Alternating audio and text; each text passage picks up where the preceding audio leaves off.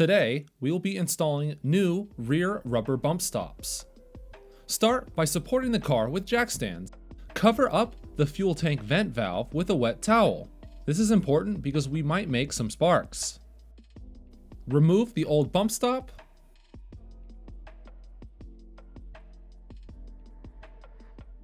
To install these bump stops, and most other bump stops, we will need to remove the factory tab. Use the proper PPE and a sawzall to make the cut. Cut the tab off with a metal cutting blade.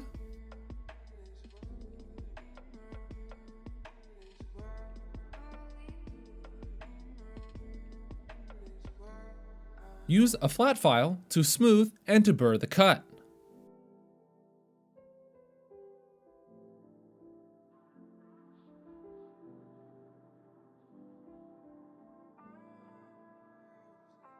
Use compressed air to blow off any debris from the cutting.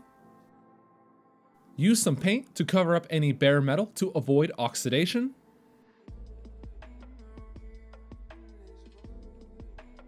And install the new rubber bump stops. I removed my springs just to see how much travel the shocks have at full bump. It looks like my Kona yellows have a little bit more than 2 inches of travel left even at full bump. Reinstall the tires.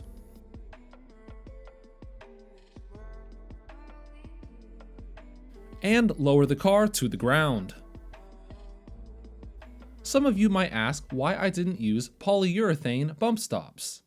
Polyurethane is far too hard on the durometer scale to be used as a bump stop. When your suspension bottoms out, the wheel rates essentially become infinite.